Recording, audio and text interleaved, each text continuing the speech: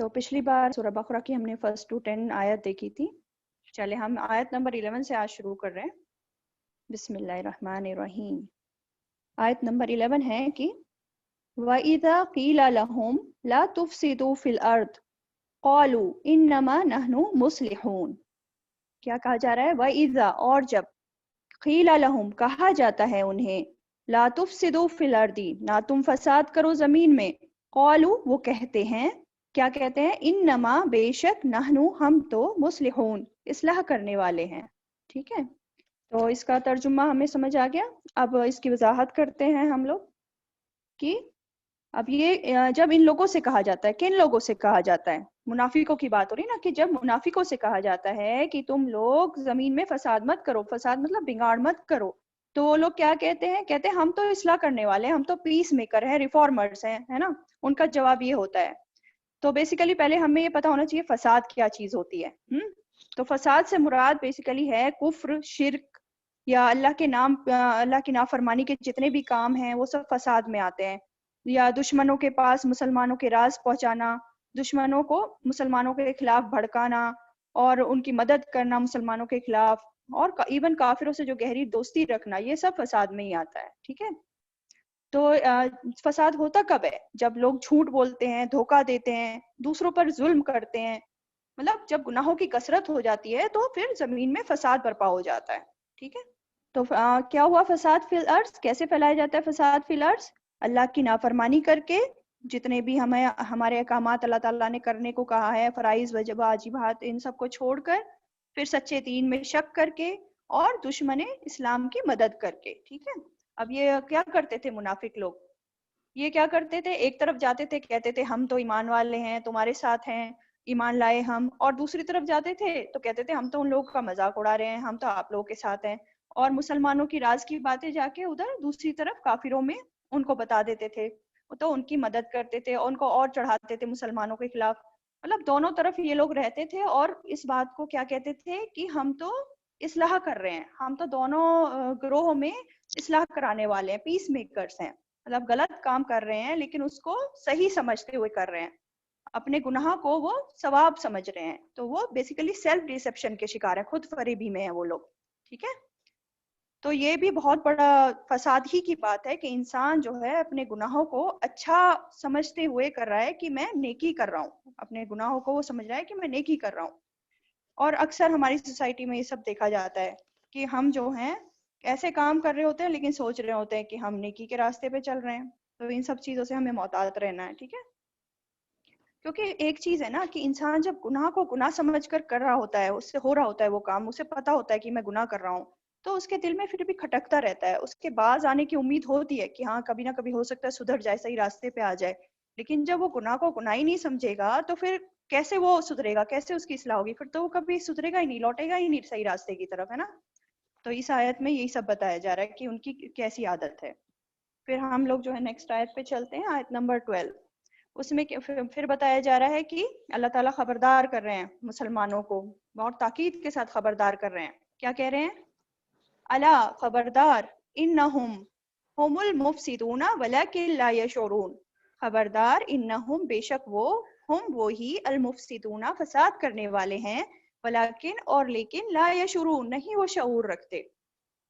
تو اس آیت میں جو ہے اللہ تعالیٰ ہمیں خبردار کر رہے ہیں، اور اس وقت نبی صلی اللہ علیہ وسلم اور مسلمانوں کو خبردار کیا جا رہا ہے کہ بے شک وہی لوگ فساد کرنے والے ہیں، لیکن اس بات کا ان کو شعور تک نہیں ہے کہ وہ فساد کر رہے ہیں. ٹھیک ہے، یعنی کہ جن لوگوں کے قول اور فعل میں تضاد ہوتا ہے بیسیکلی وہی اصل فساد کا سبب ہوتے ہیں. تو اس آیت سے ہمیں کیا پتہ چل رہا ہے کہ مومن جو ہوتا ہے ایسے لوگوں سے محتاط ہو کے رہتا ہے. مومن سیدھا ہو سکتا ہے، بھولا ہو سکتا ہے، پر بیوقوف نہیں ہوتا. تو ہمیں بھی جو ہے ہم سیدھے رہیں، سیدھے راستے پہ رہیں، لیکن بیوقوف نہیں بننا ہے. ہمیں صاحب بصیرت ہونا ہے. مومن جو ہوتا ہے صاحب بصیرت ہوتا ہے، اور مومن بد اخلاق بھی نہیں ہوتا، ہے نا، با اخلاق ہوتا ہے ایک مومن. جو مومن ہوتے ہیں وہ ہمیشہ دوسروں کی برائیاں نہیں نکالتے رہتے، تانے نہیں دیتے رہتے انہیں چھوٹی چھوٹی باتوں پہ اور ان سب چیزوں پہ، بلکہ با اخلاق ہوتے ہیں اور برے لوگوں سے، دوسروں کی برائیوں سے محتاط رہتے ہیں. ٹھیک ہے، اور کیا پتہ چل رہا ہے کہ یہ جو فساد کرنے والے ہیں یہ ان کو خود ہی نہیں پتا کہ یہ کیا کر رہے ہیں، فساد کر رہے ہیں یا کیا کر رہے ہیں، اس لیے مومنوں کو ان سے خود بچ کے رہنا ہے. ٹھیک ہے. پھر آگے کیا کہا جا رہا ہے؟ آگے کہا جا رہا ہے یہ جو منافق ہے نا یہ کیا کرتے ہیں، آگے پھر بتایا جا رہا ہے کہ وَإِذَا قِيلَ لَهُمْ، اور جب کہا جاتا ہے انہیں آمنو، ایمان لے آؤ، کما آمن الناس، جیسا کہ ایمان لائے لوگ، قالو، وہ کہتے ہیں، انؤمن کما آمن السفہاء، وہ کہتے ہیں کیا ہم ایمان لائے جیسے کہ ایمان لائے بیوقوف، الا، خبردار، انہم، بے شک وہ، ہم السفہاء، بے شک وہی بیوقوف ہیں، ولیکن لا یعلمون، اور لیکن نہیں وہ علم رکھتے. ٹھیک ہے، اس کا یہ ترجمہ ہے. یعنی کہ جب ان منافقوں سے کہا جاتا ہے ایمان لے آؤ جیسے کہ ایمان لائے لوگ، اب کس لوگوں کی بات ہو رہی ہے؟ ان لوگوں کی بات ہو رہی ہے مخلص مومن جو تھے، جیسے کہ رسول اللہ صلی اللہ علیہ وسلم اور صحابہ اکرام، کہ جب ان سے کہا جاتا ہے ان کی طرح تم بھی ایمان لے آؤ، تو یہ منافق کیا جواب دیتے ہیں کہ کیا ہم ایمان لائیں، آج سے شروع ہو رہا ہے نا، کہ کیا ہم ان کی طرح ایمان لے آئیں جیسے کہ یہ لوگ لائے ہیں. یعنی کہ ایک طرح سے حقارت کی ورڈز بول رہے ہیں کہ ان کو ڈیگریڈ کر رہے ہیں صحابہ اکرام کو، رسول اللہ صلی اللہ علیہ وسلم کو، کہ ہم ان کی طرح ایمان لے آئیں کیا جیسے وہ بیوقوف لوگ ایمان لے آئے. ان کو بیوقوف سمجھتے تھے یہ لوگ مخلص مومنوں کو، صفحا. ٹھیک ہے، صفی سے ہے بیوقوف، صفی کہتے ہیں بیوقوف کو. تو یہ لوگ جو ہیں سچے مسلمانوں کو بیوقوف سمجھتے تھے. کیوں؟ کیونکہ یہ سوچتے تھے کہ یہ جو مومن ہیں یہ اپنا سب کچھ اللہ اور رسول کی خاطر قربان کرنے کو تیار ہیں، ہے نا، مطلب ہر قیمت پر اپنا ایمان بچاتے ہیں مومن لوگ. اور لیکن اپنا ایمان بیچتے نہیں ہیں یہ لوگ دنیا کے فائدے کے لیے، ایمان والے. لیکن یہ منافق کیا چاہتے ہیں؟ یہ صرف دنیا کے فائدے چاہتے ہیں. اس لیے جو مسلمان مخلص مومن ہیں جب ان کو دیکھتے ہیں کہ یہ اپنی جان، مال، وقت، سب کچھ دنیا کے لیے نہیں بلکہ اللہ کی خاطر لگا رہے ہیں، تو ان کو بیوقوف سمجھتے ہیں، ان کو بیوقوف ہی سمجھتے ہیں کہ یہ بیوقوفی والا کام کر رہے ہیں. ٹھیک ہے. تو اللہ تعالیٰ کیا کہہ رہے ہیں کہ اللہ خبردار، اللہ تعالیٰ پھر تاکید کے ساتھ وارن کر رہے ہیں، بتا رہے ہیں کہ ایسا کرنے والے، ایسا سوچنے والے جو ہوتے ہیں وہ خود ہی بیوقوف ہوتے ہیں، اور ان کو اس چیز کا شعور بھی نہیں ہوتا، وہ جانتے بھی نہیں کہ یہ کیا کر رہے ہیں. مطلب یہ ان کی حماقت ہے، اور زیادہ بیوقوفی ہے کہ وہ جانتے تک نہیں کہ یہ کیا کر رہے ہیں. ٹھیک ہے. تو اللہ تعالیٰ نے ہمیں منافقوں کے بارے میں کچھ اور باتیں بیان کر دی ہے نا. تو کیا کیا پتہ چلا اس والی آیت سے ہمیں؟ پہلی بات کہ منافقوں کو جب دین کی دعوت دی جاتی ہے تو ان کو دین کی دعوت پسند نہیں آتی. ٹھیک ہے، وہ قرآن سے، اللہ سے دور بھاگتے ہیں. ابھی بھی دیکھتے ہوں گے بہت سارے لوگ کو جب ان سے کہا جاتا ہے کہ چلیں قرآن سیکھتے ہیں، چلیں اچھے کام کی طرف چلتے ہیں، تو کیا کرتا ہے، ان کو یہ سب باتیں پسند نہیں آتی ہے نا. ان کو جو ہے دنیا کے کاموں میں تو وہ دن رات لگے رہتے ہیں، مطلب جو دنیا کے فائدے کی چیزیں ہیں ان میں تو پوری اپنے دن رات گزار دیتے ہیں، لیکن کچھ گھنٹے، کچھ لمحے اللہ کی خاطر، آخرت کی خاطر وہ نہیں لگاتے، اس کو وہ بیوقوفی سمجھتے ہیں. یہ جو ہے منافقوں کی خصلت ہے، ان کی عادت ہے، ان کی صفات ہے. ٹھیک ہے. پھر اور کیا چیز پتہ چلتی ہے کہ منافق جو ہوتے ہیں بہت ہی خود پسند ہوتے ہیں اور خود کو بڑی چیز بھی سمجھتے ہیں. ٹھیک ہے. مطلب خود پسند کیسے ہوتے ہیں کہ مطلب ان کو جو تجارت جو مومن آخرت کے لیے کر رہا ہے وہ تجارت ان کو سمجھ نہیں آ رہی کہ یہ کیا کر رہا ہے، کیوں کر رہا ہے، بلکہ وہ عقل مندی بڑی چیز کیا سمجھتے ہیں؟ دنیا کے فائدے کو. ٹھیک ہے. اپنے آپ کو جو دنیا کے فائدے ان کو مل چکے ہیں اس کو پا کر خود کو بڑا سمجھتے ہیں، بڑی چیز سمجھتے ہیں اور اسی میں خوش رہتے ہیں.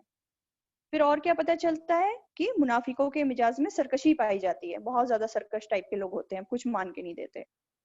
اور کیا پتہ چلتا ہے کہ ان کے دلوں میں ایمان والوں کے لیے نفرت ہوتی ہے، جبکہ ایمان والے لوگ تو کسی سے ایسا نفرت نہیں کرتے، ہر کسی سے محبت ہی کرتے ہیں، لیکن ان کے دلوں میں ایمان والوں کے لیے نفرت ہوتی ہے. ٹھیک ہے. اور کیا بتایا جا رہا ہے؟ وَلَٰكِن لَا يَعْلَمُونَ، یعنی کہ منافق جو ہوتے ہیں دین سے جاہل ہوتے ہیں، ان کو نہ علم لینے کی پڑی ہوتی ہے، نہ علم لیتے ہیں اور نہ ہی عمل کرتے ہیں. ٹھیک ہے. دنیا میں تو یہ لوگ بڑی بڑی ڈگریاں لے کے بہت خوش ہو جاتے ہیں، بڑے بڑے ڈاکٹر، انجینئر سب بن جائیں گے، لیکن دین کے لیے ان کے پاس وقت نہیں ہوتا ہے، صرف دنیا کے فائدے چاہتے ہیں. ٹھیک ہے. تو ان لوگوں کے پاس جو ہے دین کے معاملے میں کوئی علم نہیں ہوتا، صرف اپنی عقل کے حساب سے چلتے رہتے ہیں، زندگی کو گزارتے رہتے ہیں. اور یہ جو ہے یہ سب سے بڑے دھوکہ ہے ان کا جس میں یہ اپنی زندگی گزار رہے ہیں. ٹھیک. پھر آگے بولا جا رہا ہے وَإِذَا لَقُوا الَّذِينَ آمَنُوا، اور جب وہ ملاقات کرتے ہیں ان سے جو ایمان لائے، قالوا، وہ کہتے ہیں، آمنا، ایمان لائے ہم، وَإِذَا خَلُوا إِلَى شَيَاطِينِهِمْ، اور جب وہ اکیلے ہوتے ہیں طرف اپنے شیطانوں کے، قالوا وہ کہتے ہیں اِنَّا مَعَكُمْ بے شک ہم تمہارے ساتھ ہیں، انما بے شک نحنو ہم تو مستہزئون مذاق اڑانے والے ہیں. ٹھیک، یہ تو آیت نمبر 14 کا ترجمہ ہے کہ ان کا فردر جو ہے طرز عمل بتایا جا رہے ہیں. تو منافقوں کے دل میں نفاق ہوتا ہے نا، اب ان کے عمل سے وہ نفاق کیسے ظاہر ہو رہا ہے یہ بتایا جا رہا ہے 20 والی آیت میں. ٹھیک ہے، کیا بتایا جا رہا ہے کہ جب یہ لوگ ایمان والوں سے ملتے ہیں تو یہ کہتے ہیں کہ ہم ایمان لائے.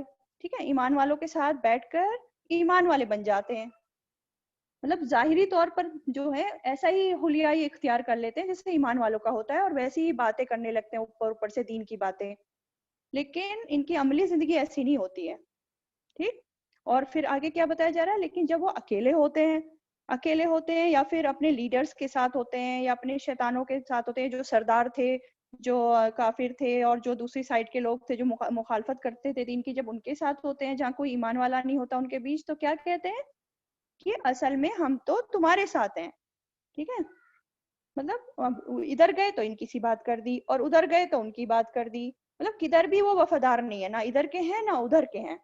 ٹھیک، بلکہ ان کا جو صفت ہے نا، ان کی جو خصلت ہے وہ دھوکے بازی کی ہے، کسی سے بھی وفادار نہیں ہے یہ لوگ. تو اور کیا کہتے ہیں کہ ہم تو بس مذاق اڑانے والے ہیں، ہم تو ان کو صرف اوپر اوپر سے خوش کر رہے تھے، اندر سے تو ہم مذاق اڑاتے ہیں دین والوں کا. مستہزئون مطلب دل میں مذاق اڑانا. استہزاء کیا ہوتا ہے؟ استہزاء جو ورڈ آیا ہے کہ کسی کو حقیر اور بے عزت سمجھنا. کیا؟ کسی کو حقیر اور بے عزت سمجھنا، خلاف عقل سمجھ کر کسی کو ایسے کام پر مذاق اڑانا جو اس سے ہوا بھی نہ ہو، اس نے کیا بھی نہ ہو. ٹھیک ہے، تو بیسیکلی یہ کیا کہہ رہے ہیں کہ ہم تو مذاق اڑانے والے ہیں، یعنی کہ اہل ایمان جو قربانیاں کر رہے ہیں دین کی خاطر، ان لوگوں کو لگتا ہے کہ یہ خلاف عقل بات ہے. مطلب ان کو یہ بات جو ہے دین کی خاطر، ایمان کی خاطر قربانیاں کرنا خلاف عقل بات لگتی ہے کہ دین کی خاطر مال دولت گھر بار سب بچوں کو سب کو چھوڑ دیں. اور مسلمانوں کے اس طرز عمل پر وہ مذاق اڑاتے تھے. ٹھیک ہے، اپنی مجلسوں میں بیٹھ کر، تنہائیوں میں بیٹھ کر یہ ہمارے مخلص مومنوں کا مذاق اڑاتے ہیں، کیونکہ یہ ہوتے ہی دو رخ ہیں نا، ڈبل فیسڈ انسان. پھر آگے بتایا جا رہا ہے اللہ یستہزئ بہم، اللہ مذاق اڑاتا ہے ان کا، وَيَمُدُّهُمْ فِي طُغْيَانِهِمْ يَعْمَهُونَ، اور وہ ڈھیل دے رہا ہے انہیں ان کی سرکشی میں. یعمہون وہ بھٹکتے پھرتے ہیں. ابھی تک تو یہ مذاق اڑا رہے تھے مسلمانوں کا، اب اس آیت میں جو ہے اللہ تعالیٰ کہا جا رہا ہے کہ اللہ مذاق اڑاتا ہے ان کا. مطلب اب اس میں یہ نہیں ہے کہ واقعی میں کہ اللہ تعالیٰ مذاق اڑاتا ہے، اللہ کی شان نہیں ہے کہ وہ کسی کا مذاق اڑائے. مذاق اڑانے کا یہاں مطلب آ رہا ہے کہ بدلہ لے گا یا بدلہ لے رہا ہے. ٹھیک ہے، بدلہ لینے کے سینس میں آ رہا ہے یہ مذاق اڑانا یہاں پہ. تو اللہ مذاق اڑاتا ہے ان کا، مطلب اللہ اپنے سچے مومنوں کو دفاع کر رہا ہے، یہاں ان کی طرف سے بول رہا ہے، ان کا دفاع کر رہا ہے کہ تم میرے بندوں کا مذاق اڑاتے ہو، تم کہاں بچ کر جاؤ گے. ٹھیک ہے، تو یہ بدلہ لینے کے سینس میں آ رہا ہے یہاں پہ یہ ورڈ کہ اللہ تعالیٰ مذاق اڑاتا ہے. تو اس سے بھی ہمیں ڈرنے کی بات یہ ہے کہ جو لوگ، یہ ہمارے عمل کی بات ہے کہ جو لوگ کسی کا مذاق اڑاتے ہیں اس دنیا میں، تو اس زندگی میں ان کا مذاق اڑ جاتا ہے کبھی نہ کبھی. تو اس چیز سے ہمیں احتیاط کرنا چاہیے بہت زیادہ. کسی کا بھی ہمیں مذاق نہیں اڑانا چاہیے، مذاق مطلب تفریح کے طور پہ بھی نہیں اڑانا چاہیے، جو ایسے ہی بیٹھ کے ہم گپ شپ میں بھی اڑاتے رہتے ہیں. ایون بچوں کو ہم کرتے رہتے ہیں، مذاق اڑاتے رہتے ہیں بچوں کا، تو یہ سب بھی نہیں کرنا چاہیے ہمیں. ٹھیک ہے، اور یہ جو منافق لوگ ہیں ان کے ساتھ اللہ تعالیٰ سب سے بڑا مذاق کب کریں گے؟ قیامت کے روز. کس فارم میں، کیسے، کیا ہوگا ان کے ساتھ؟ ایک تو یہ ہوگا کہ جب پل صراط پہ پار کرنے کی باری آئے گی تو مومنوں کو بھی روشنی نور عطا کیا جائے گا، اور شروع میں ان منافقوں کو بھی نور عطا کیا جائے گا. لیکن منافقوں کا کیا ہوگا؟ نور کچھ ہی ڈسٹینس پہ جا کے بجھ جائے گا، پھر وہ آگے نہیں جا پائیں گے. تو یہ بھی ان کے ساتھ سب سے بڑا مذاق ہوگا کہ بیچ میں ہی ان کا نور چھن جائے گا ان سے، اور وہ جنت تک نہیں پہنچ پائیں گے، جہنم کے سب سے نچلے گھڑے میں گر جائیں گے. ٹھیک ہے، کہ نور عطا ہو کر بھی نور ان سے چھن گیا، جیسے کہ دنیا میں انہوں نے کیا تھا کہ نور عطا ہوا تھا ان کو، پر انہوں نے नाफरमानी करके वो नूर गवा दिया, ऐसे ही वहां होगा इनके साथ। और दूसरा मजाक क्या होगा उनके साथ कि इन लोगों से कहा जाएगा कि आओ जन्नत की तरफ, मतलब जन्नत के दरवाजे इनके लिए खोले जाएंगे, लेकिन जैसे ही वो उसकी तरफ जाने लगेंगे एकदम से दरवाजे बंद कर दिए जाएंगे और वो वहीं पे ऐसे ही खड़े के खड़े रह जाएंगे। तो सोचिए उस वक्त उनकी कैफियत क्या होगी। तो ये उनसे बताया जाएगा कि कल दुनिया में जो तुम ईमान वालों का मजाक उड़ाते थे तो ये बदला है उसका। ठीक, तो इन लोगों का इस तरह से भी मजाक उड़ाया जाएगा क़यामत के रोज। अब आगे बोला जा रहा है कि वयमुद्दुहुम फी तुग़यानिहिम यामहून, और वो ढील दे रहा है उन्हें उनकी सरकशी में वो भटकते फिरते हैं। यानी कि अल्लाह ताला कैसे ढील दे रहा है मुनाफिकों को, फौरन ना पकड़कर, यानी कि जो कर रहे हैं वो करने दे रहा है अल्लाह ताला उन्हें, उनको मोहलत दिए जा रहा है कि दुनिया में जितने दिन हो कर लो जो करना है, आखिरकार तो पकड़े ही जाओगे। ठीक है, तो अल्लाह ताला का यही तरीका होता है कि दुनिया में अल्लाह ताला ने सबको एक इम्तिहान के लिए भेजा है। ठीक है, जो अच्छा करे उसको भी फुल मौका दिया जा रहा है, और जो बुरा कर रहा है उसको भी पूरा पूरा मौका दिया जा रहा है बुराई करने का। लेकिन फिर क़यामत के दिन जो वो करके आएगा उसका वैसा ही उसका बदला उसको मिल जाएगा। ठीक है, ये अल्लाह ताला का तरीका है। ठीक है, लेकिन इंसान क्या होता है, इंसान क्या सोचता है कि जो वो दुनिया में गलत काम कर रहा है और उसकी पकड़ नहीं हो रही है, अल्लाह ताला पकड़ नहीं रहे हैं, तो वो सोचता है कि मुझसे अल्लाह ताला बहुत खुश है, मेरा कोई कुछ नहीं बिगाड़ सकता, कोई मेरा कुछ नुकसान नहीं कर सकता, और फिर उस बुराई जो कर रहा है उसमें और बढ़ता चला जाता है क्योंकि उसकी पकड़ नहीं हो रही ना, तो वो सोच रहा है नहीं कुछ नहीं है, कुछ नहीं है, कुछ नहीं जाता मेरा। तो ये जो है ये तर्ज अमल अच्छा नहीं है। हमें हमेशा मोहतात रहना है हर चीज में, हर बुराई से, छोटी से छोटी बुराई से भी बच के रहना है। और इन लोग को अल्लाह ताला मोहलत कैसे दे रहा है कि इनकी सरकशी में, यानी कि ईमान वालों को जो ये धोखा दे रहे हैं, ईमान वालों का जो मजाक उड़ा रहे हैं, मतलब उनको अल्लाह ताला इस काम में उनको ढील दिए जा रहा है, करने दे रहा है, और बहकने के लिए फुल टू उनको छोड़ दिया है कि बहको कितना बहकना है, और फिर इसी के चक्कर में वो अंधाधुंध गलत रास्ते में चलते चले जा रहे हैं और उन्हें एहसास भी नहीं है कि वो गलत कर रहे हैं। ठीक, ये जो आया ना या महून, वो भटकते फिरते हैं, मतलब या महून जो वर्ड है ऐन मीम हा से है उमहुन, इसका मतलब होता है हैरान परेशान होना, यानी कि सामने की चीज ना देख सकना, भटकना। तो क्या पता चला हमें इस आयत से, हमें पता चला कि मुनाफिकों को उनके गुनाहों के बावजूद दुनिया में ढील मिलती रहती है। ठीक है, और ये दूसरी बात जो पता चल रही है, जो पिछले आयत से पता चल रही थी, कि इनके अंदर सरकशी, हठधर्मी बहुत ज्यादा पाई जाती है, यानी कि अल्लाह और रसूल की बात जानने के बावजूद भी ये लोग मान के नहीं देते, है ना। और क्या पता चल रहा है कि मुनाफिक जो हैं उनको दीन की बातें समझ में नहीं आती, और बद अखलाक भी होते हैं, उनका अखलाक भी अच्छा नहीं होता है। ठीक, लेकिन उसके ऑपोजिट क्या होता है, जो ईमान वाले लोग होते हैं वो अल्लाह और रसूल की बात को सुनते हैं, फौरन मान जाते हैं, मुनाफिकों की तरह नहीं होते, वो फौरन सुनते हैं, फौरन बात को मान जाते हैं। ठीक, और उनका अखलाक बहुत अच्छा होता है ईमान वालों का, ईमान वालों के अंदर कोई सरकशी नहीं होती। ठीक,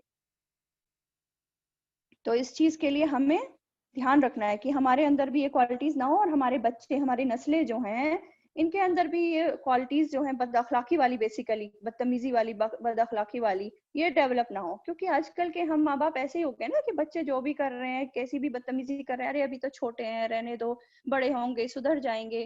तो शुरू से ही बच्चों को समझा के रखना चाहिए ये सारी बातें।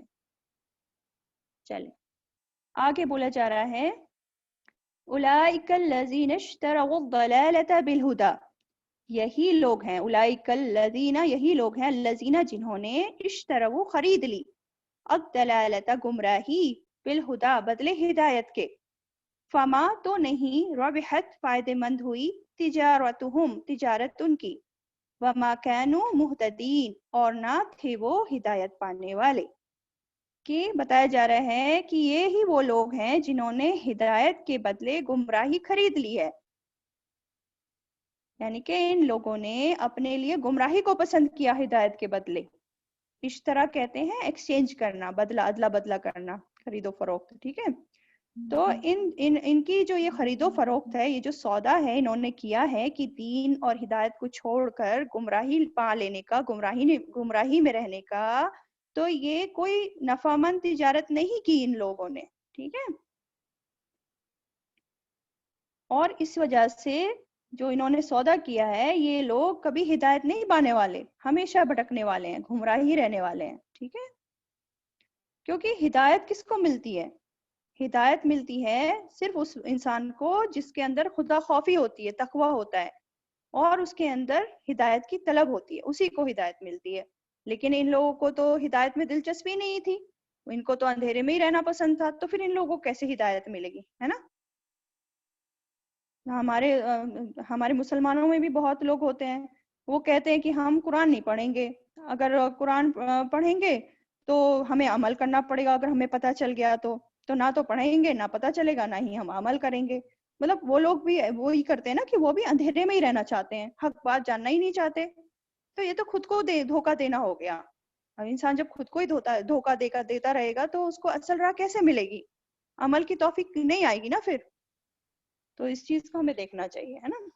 یہ جو تجارت انہوں نے کی ہے کمتر، مطلب کوئی چیز جو ہے، کوئی سونے کی چیز کو چھوڑ کے کوئی ایسے ہی برونز کی چیز کو لے لے تو یہ تو گھاٹے کا ہی سودا ہے نا.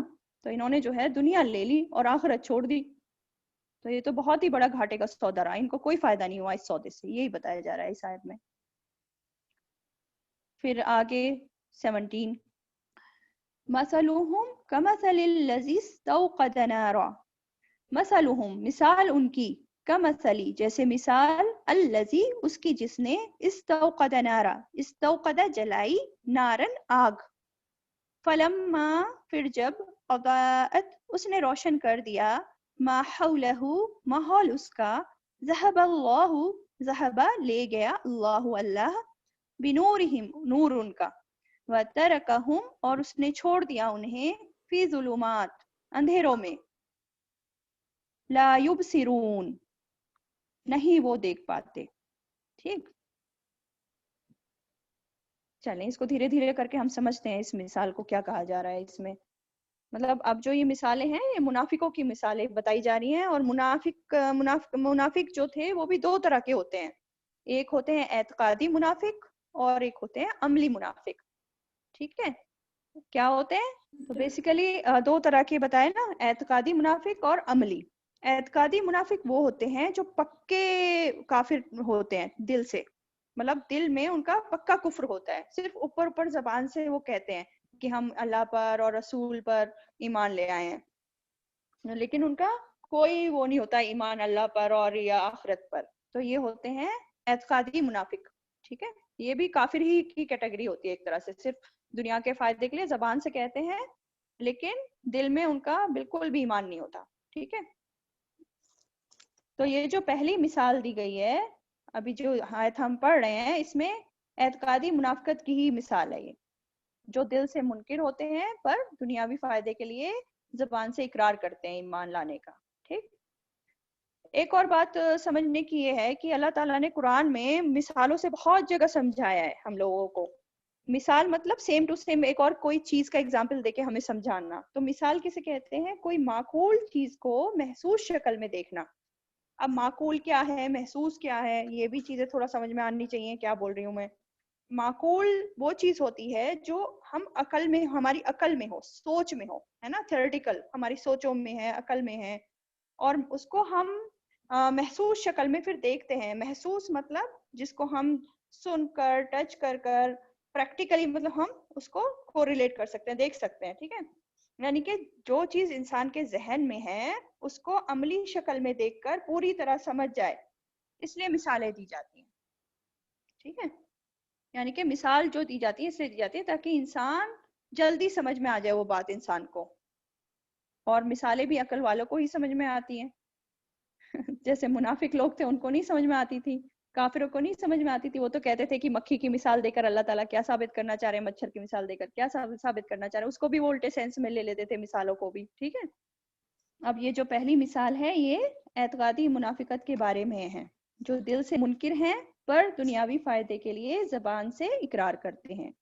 اب اس کے بارے میں ہمیں اس آیت کے وضاحت کے بارے میں ایک حدیث بھی پتہ چلتی ہے کہ حضرت عبداللہ بن مسعود رضی اللہ تعالی عنہ سے روایت ہے کہ جب رسول اللہ صلی اللہ علیہ وسلم مدینہ تشریف لائے تو کچھ لوگوں نے اسلام قبول کر لیا پر پھر جلدی ہی منافق ہو گئے.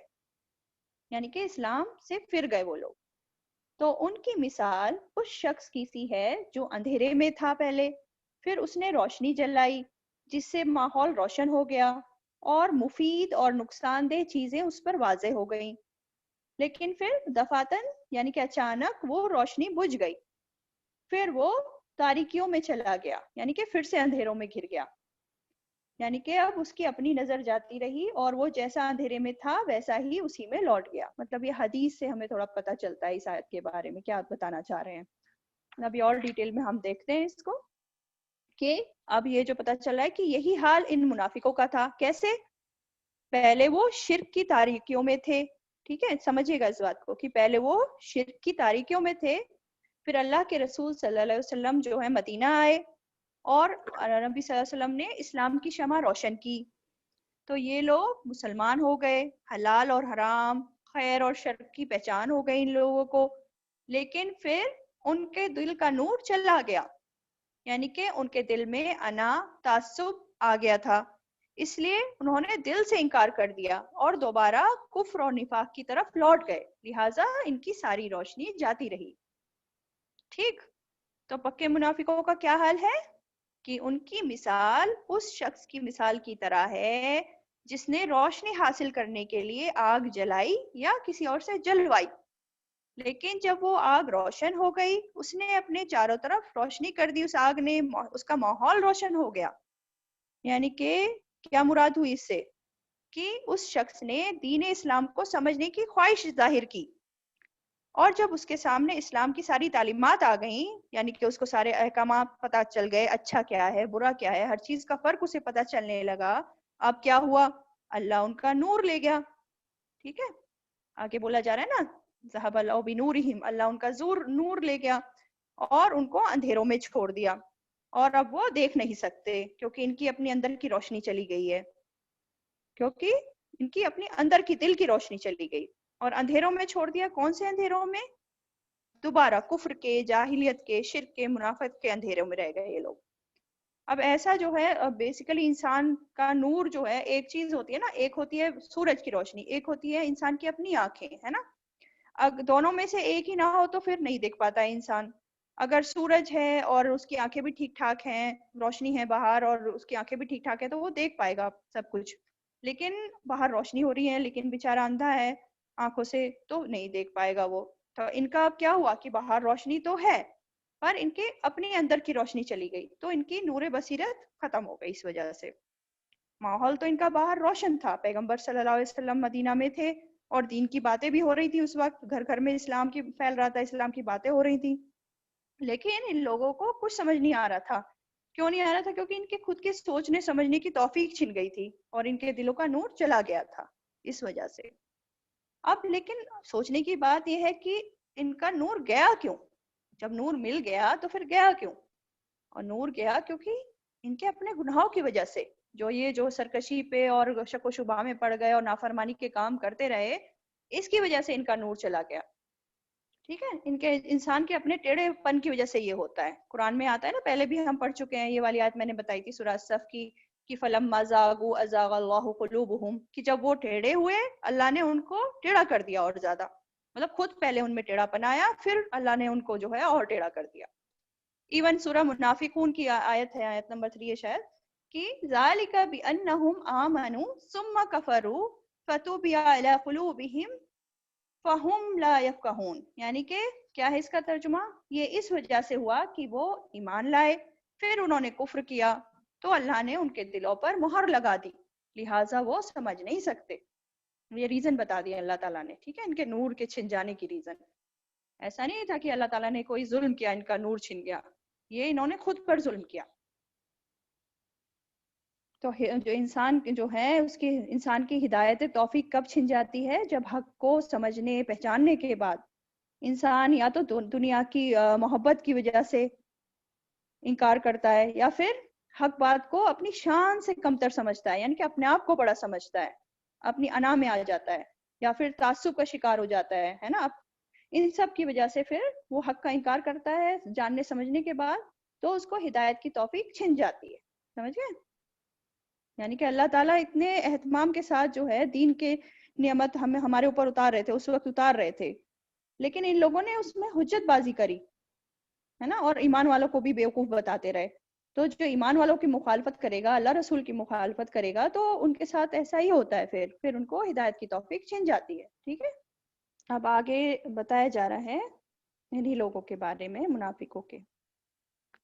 سمم بکمن عمیٌ فہم لا یرجعون، بہرے ہیں، سمم بکمن گونگے ہیں، عمیٌ اندھے ہیں، فہم بس وہ، لا یرجعون نہیں وہ لوٹتے. سوچو، بہرے ہیں، گونگے ہیں، اندھے ہیں، اب وہ لوٹیں گے ہی نہیں. تو کہا جا رہا ہے کہ یہ بہرے ہیں، سن نہیں سکتے. کیا نہیں سن سکتے؟ کس بات سے بہرے ہیں؟ کہ حق بات یہ سننا ہی نہیں چاہتے. پھر بکمن گونگے ہیں، یعنی کہ جو اگر سن بھی لیتے ہیں کوئی حق بات تو منہ سے نکالتے نہیں، کہنا ہی نہیں چاہتے حق بات اپنے منہ سے. اور عمیٌ اندھے ہیں، یعنی کہ حق سامنے ہے پر ان کو دکھائی نہیں دے رہا، انہیں حق دکھائی نہیں دیتا، کیونکہ اور پھر انہی سب کی وجہ سے لہٰذا وہ پھر نہیں لوٹیں گے. کہاں نہیں لوٹیں گے؟ ہدایت کی طرف، حق کی طرف. اب یہ لوٹنے والے نہیں ہیں. ٹھیک، کیونکہ انسان کو جب ہدایت کی طرف آنا ہوتا ہے تو سب سے پہلے کیا ضروری ہے کہ وہ غور سے سنے. جو سب سے پہلے قرآن سن کے ہی تو سیکھا گیا ہے نا، تو حق کو سمجھنے کے لیے ضروری ہے سب سے پہلے سننے والے بنے اور سن کر اس کو سمجھیں، پھر اس بات کو ہم دل سے اقرار کریں، حق کا اقرار کریں. ٹھیک ہے، لیکن یہ لوگ کیا کریں گے؟ سن لیتے ہیں، پہلی بات تو سنتے ہی نہیں ہیں، اور اگر سن لیتے ہیں تھوڑی بہت باتیں تو حق کا اقرار ہی نہیں کرتے، اور ان کو حق دکھائی ہی نہیں دیتا. ان کو کیا دکھائی دیتا ہے؟ صرف ان کو دین میں مشکلات، خرابیاں ہی دکھائی دیتی ہیں. ٹھیک ہے، ان کو دین میں کوئی اپنے فائدے کی چیز نظر نہیں آتی. تو جس ہدایت سے یہ لوگ ایک بار نکل چکے، سب کچھ جان لیا، ہدایت مل گئی تھی، لیکن اس سے اب جس سے ایک بار نکل چکے، اب دوبارہ اس کی طرف آنا ان کے لیے پاسبل نہیں ہے، واپس نہیں آئیں گے یہ لوگ. اور اس کی وجہ یہ بھی ہے کہ یہ خود بھی نہیں آنا چاہتے. ٹھیک ہے، اللہ نے تو ان کو روشنیاں دی تھی، باہر کی روشنی بھی مل گئی تھی، نبی صلی اللہ علیہ وسلم نے آ کے باہر بھی روشن کر دیا، اور ان کے اندر بھی روشنی آ گئی تھی، ہے نا، ان کو پتہ چل گیا تھا سب. لیکن انہوں نے فائدہ نہیں اٹھایا، کیونکہ اٹھانا ہی نہیں چاہتے. آخرت کو ان کو آخرت کا فکر ہی نہیں ہے. اور ساتھ میں کیا ہے؟ مسلمان کی قربانیاں بھی انہیں بیوقوفی نظر آتی ہیں. تو ایک کے بعد ایک یہ گناہ کرتے چلے جا رہے ہیں، تو پھر اللہ تعالیٰ ان پہ ہدایت کے راستے بند نہیں کریں گے تو کیا کریں گے، ہے نا. ایسے لوگوں پہ پھر ہدایت کے راستے بند ہی ہو جاتے ہیں. اور قرآن میں ہمیں اللہ تعالیٰ فرماتے ہیں کہ ان تتقوا اللہ یجعل لکم فرقانا، اگر تم اللہ سے ڈرو گے تو اللہ تمہارے لیے فرقان پیدا کر دے گا. یعنی کہ اللہ کا ڈر اگر دل میں ہو، جب دل میں اللہ کا ڈر ہوتا ہے تو حق کی پہچان آسان ہو جاتی ہے، صحیح غلط میں فرق کرنا آ جاتا ہے انسان کو. تو سب سے پہلے ضروری ہے ہمیں تقویٰ لانا، اللہ کا ڈر ہونا. دل کا نور کب جاتا ہے؟ جب دل سے اللہ کا ڈر چلا جاتا ہے، جب تقویٰ نہیں ہوتا تبھی دل کا نور جاتا ہے. تو اس والی آیت سے ہمیں کیا پتہ چلا؟ پہلی بات، ہدایت تبھی ملتی ہے جب انسان سچی طلب رکھتا ہے، جب اس کو خود کو چاہت ہوتی ہے. اگر وہ خود ہی آنکھ کھول کر نہیں دیکھنا چاہے گا تو پھر ہدایت نہیں ملے گی. یعنی کہ جب وہ خود حق کو دیکھنا چاہتا ہے تبھی اس کو ہدایت ملتی ہے. اللہ زبردستی کسی کو ہدایت نہیں دیتے. ٹھیک ہے، تو پہلی بات تو یہ پتہ چلی. اور کیا پتہ سمجھ میں آ رہا ہے؟ کہ منافقین پر اچھی باتوں کا صرف وقتی اثر پڑتا ہے، تھوڑی دیر کے لیے اثر پڑے گا، اس کے بعد ویسے کے ویسے ہی ہو جائیں گے، پھر سے اندھیروں میں چلے جائیں گے. اور کیا پتہ چلتا ہے؟ کہ غلطیوں پر ہمیں جلد سے جلد توبہ کر لینی چاہیے، کیونکہ اگر ہم جلد سے جلد توبہ نہیں کریں گے، غلطیوں پہ اصرار کرتے رہیں گے، تو اللہ تعالیٰ ہماری مہلت ختم کر دیں گے، ہے نا، پھر ہمیں ہدایت نہیں ملے گی.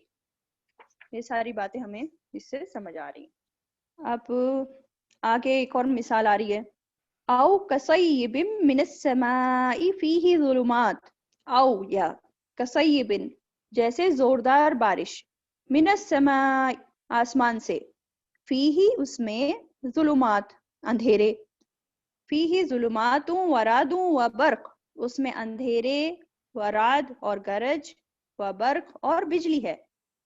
یجعلون اصابعہم، یجعلون وہ ڈال لیتے ہیں، اصابعہم انگلیاں، فی آذانہم اپنے کانوں میں، من الصواعق بجلی کے کڑاکوں سے، حذر الموت بچنے کے لیے موت سے، واللہ اور اللہ محیطم گھیرنے والا ہے، بالکافرین کافروں کو. ٹھیک، یہ اس کا ترجمہ ہے. تو اب یہاں جو ہے دوسرے ٹائپ کے منافقوں کی بات، منافقوں کی مثال دی جا رہی ہے.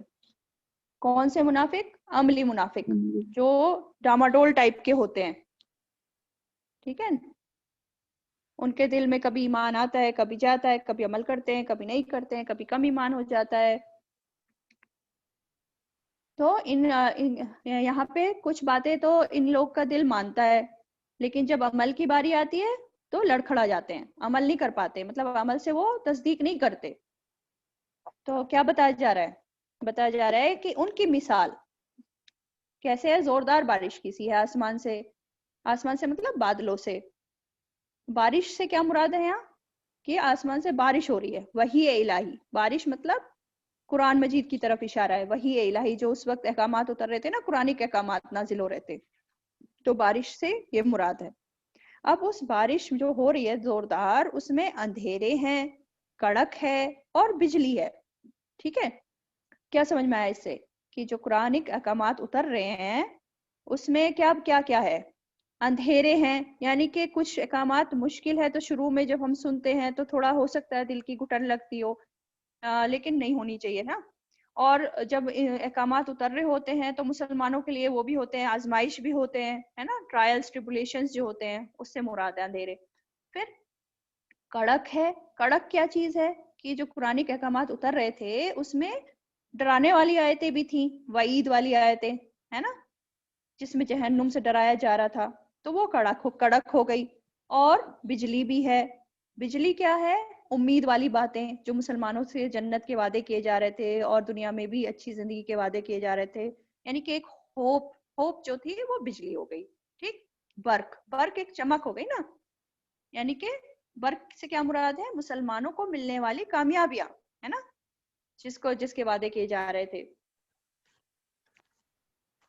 یہ تینوں پوائنٹ سمجھ میں آ گئے کہ اندھیرے ہیں، کڑک ہے، بجلی ہے. یہ جو تیز بارش ہو رہی ہے وہی الہی قرآن مجید، اس میں یہ ساری چیزیں پائی جا رہی ہیں. ٹھیک ہے، اب ان احکامات پر عمل کرنا مشکل تو ہے، پر جو عمل کرے گا اس کو کامیابی بھی حاصل ہوگی. برق جو بتائی جا رہی ہے یہ بات ہے. ٹھیک ہے، لیکن منافقین جو ہوتے ہیں قرآنی احکامات کو سن کر کیا کرتے ہیں؟ یجلون اصابعہم فی آذانہم، ہے نا، یعنی کہ توجہ سے سننے کے بدلے وہ انگلیاں اپنے کانوں کے اندر ڈال لیتے ہیں، کڑاکوں کی وجہ سے. کیوں؟ کڑاکوں کی وجہ سے. کڑاکے کیا ہیں؟ ان منافقین کو یہ کڑاکے کیا لگ رہے ہیں؟ مطلب یہ جو آیت نازل ہو رہی ہیں، ان آیتوں میں جو ان کا حال کھول کھول کر بیان کیا جا رہا ہے. اب جیسے سورت منافقون بھی ہے، سورت توبہ بھی ہے، اس میں ان منافقوں کی صفت اور ان کی باتیں جو ہیں کھول کھول کر بیان کی گئی، ہے نا. تو جب بھی آیتیں کوئی بھی نازل ہوتی، انہیں لگتا اب ہماری شامت آئی، اب ہمارے بارے میں کوئی آیت نازل ہو رہی ہوگی. تو ایک تو ان کو یہ ڈر ہوتا تھا، ان کو وہ کڑاکے لگتے تھے، ہے نا. اور دوسرا کیا تھا؟ جو احکامات اور جو حکم نازل ہو رہے تھے جن پر ان کو عمل کرنا مشکل لگتا تھا، ہے نا، تو وہ ان کو کڑاکے لگتے تھے. تو یہ ان کو سننا نہیں چاہتے تھے اور اپنے کانوں میں انگلیاں ڈال لیتے تھے، اپنے کان بند کر لیتے تھے. اب بات یہ ہے کہ جب نارمل بجلی چمک رہی ہوتی ہے آسمان سے میں، اور انسان جو ہے ڈر جاتا ہے اور کان میں انگلیاں ڈال لیتا ہے، تو اس کو بھی لگتا ہے کہ میں بچ جاؤں گا کان میں انگلی ڈال کے. ایسے ہی ان کو لگ رہا ہے کہ ہم سنیں گے نہیں احکامات تو ہم بچ جائیں گے، ہے نا. حذر الموت، موت کے ڈر سے، مطلب ان کو بھی اپنی موت کا ڈر ہے. ان کو جو ہے منافقین کو ہر بات اپنے خلاف لگتی ہے جو بھی اتر رہی ہے. ہر چیز کو یہ، ہر آواز کو اپنے خلاف سمجھتے ہیں کہ اب ہماری شامت آئی. کیوں؟ کیونکہ ان کے دل میں بدنیتی تھی نا، دل میں ان کے ایمان نہیں تھا. اس لیے مطلب جو بھی اسلام کے احکامات اتر رہے تھے یہ ان کو اپنے لیے موت سمجھتے تھے. حذر الموت، ہے نا، موت سے بچنے کے لیے کان میں انگلیاں ڈال لیتے، سنتے ہی نہیں ہیں. تو اسلام کے احکامات کو یہ اپنے لیے موت سمجھتے تھے. مطلب جب کہا جاتا تھا، کبھی جہاد کا حکم آ جاتا، اللہ کے راستے میں جاؤ جہاد کرو، تو ان کو لگتا اب ہماری موت کی خبر آ گئی، اب تو ہمیں جان بھی دینی پڑے گی، اپنا مال بھی دینا پڑے گا، ہمیں گھر بھی چھوڑنا پڑے گا. تو اس لیے یہ لوگ حکم سنتے ہی نہیں تھے، سن کر انسنی کر دیتے تھے. تو اللہ تعالیٰ کیا فرماتے ہیں کہ بچ کر کہاں جاؤ گے؟ واللہ محیط بالکافرین، اللہ گھیرنے والا ہے کافروں کو. اور ان کو کافر کہا جا رہا ہے یہاں پہ. سوچو، ہے تو منافق لیکن کافر کہا جا رہا ہے. کافر کیوں کہا جا رہا ہے؟ کیونکہ یہ جو منافق ہوتے ہیں نا، ان میں اسلام کی نسبت کفر کے زیادہ قریب ہوتے ہیں. یہ مطلب ان کا دل کفر کی طرف زیادہ جھکا ہوتا ہے، اسلام کی طرف نہیں جھکا ہوتا ہے. اور قیامت کے دن بھی اس لیے ان کا انجام برا ہونے والا ہے. ٹھیک ہے، اب آگے بولا جا رہا ہے آیت نمبر 20. یکاد البرق، قریب ہے. کیا قریب ہے؟ البرق، کہ بجلی کی چمک. یخطف ابصارہم، کہ وہ اچک لے نگاہیں ان کی. کلما، جب کبھی. اضاء، وہ روشن کرتی ہے. لہم، ان کے لیے. مشو، وہ چل پڑتے ہیں. فیہی، اس میں. وَإِذَا، اور جب. اظلم، وہ اندھیرا کر دیتی ہے. علیہم، ان پر. قاموا، وہ کھڑے ہو جاتے ہیں. وَلَوْ، اور اگر. شاء اللہ، شاء، چاہے. اللہ، اللہ. لذہب، البتہ وہ لے جائے. بسمعہم، کان ان کے. وابصارہم، اور آنکھیں ان کی. ان اللہ، بے شک اللہ. علی کل شیء قدیر، بے شک اللہ اوپر ہر چیز کے بہت قدرت رکھنے والا ہے. ٹھیک، یہ کہا جا رہا ہے قریب ہے کہ بجلی ان کے دیکھنے کی صلاحیت چھین لے جائے، اچک لے جائے ان کی آنکھوں کو. کیونکہ ان کو ایک تو حق نظر ہی نہیں آ رہا نا، ان کی آنکھیں ویسے ہی کمزور پڑ گئی ہیں. یہاں بجلی سے کیا مراد ہے؟ اسلام کا نور، جس کو دیکھ کر انہوں نے آلریڈی آنکھیں بند کر رکھی ہیں. اب کیا ہو رہا ہے کہ جب کبھی وہ ان کے لیے روشنی کرتی ہے تو اس میں چل پڑتے ہیں. کیا مطلب ہوا اس کا؟ یعنی کہ جب قرآن کا کوئی ایسا حکم آتا ہے جس میں انہیں اپنے لیے فائدہ نظر آ رہا ہوتا ہے یا آسانی انہیں لگتا ہے اس پر حکم پر عمل کرنا آسان ہے، تو کیا کرتے ہیں؟ بظاہر تھوڑی دیر کے لیے اس پر عمل کرنے لگتے ہیں یہ لوگ، ہے نا، جو عملی منافق ہے نا، تھوڑی دیر کے لیے عمل کرنے لگتے ہیں. اور جب وہ ان پر اندھیرا کرتے ہیں، یعنی کہ جب دین کے احکامات یا علم ہدایت وحی الہی جب ان کو مشکل نظر آتی ہیں تو وہ کھڑے ہو جاتے ہیں، یعنی کہ عمل نہیں کرتے ان پر، وہیں کے وہیں رہ جاتے ہیں. ٹھیک ہے، تو اگر اللہ چاہتا البتہ لے جاتا ان کے کانوں کو اور ان کی آنکھوں کو. اس سے کیا مطلب ہے؟ کہ اللہ تو ہر چیز پر قادر ہے. حقیقت میں بھی ان کو اندھا کر دیتا اللہ، دنیا میں بھی، اور بہرا کر دیتا، کیونکہ اس کی قدرت ہر چیز پر چھائی ہوئی ہے. سمجھ آئی بات؟ یہ جو مثال دی جا رہی ہے عملی منافقوں کی دی جا رہی ہے. عملی منافقت کیا چیز ہوتی ہے؟ عملی منافقت کہ دین کو صرف اپنی مرضی کے مطابق سلیکٹیو لے لینا. ٹھیک ہے، اپنی مرضی کا مطابق جو ہے دین ہم لے لیتے ہیں، باقی چیزیں چھوڑ دیتے ہیں. جو باتیں ہمیں عمل کرنے میں آسان لگتی ہیں ان کو تو کر لیں گے بڑے مزے سے، لیکن جس میں دین قربانی مانگتا ہے، تھوڑی مشکل ہو رہی ہوتی ہے، جس میں ہمیں اپنے کلچر کے اگینسٹ جانا پڑ رہا ہوتا ہے، تو اس کو ہم فالو نہیں کرتے، اس پہ عمل نہیں کرتے ہم لوگ. ایسے میں انسان پھر عملی منافقت کی طرف چلا جاتا ہے. ٹھیک ہے، تو یہ والی مثال جو ہم دوسری والی پڑھ رہے تھے یہ عملی منافقوں کی ہے.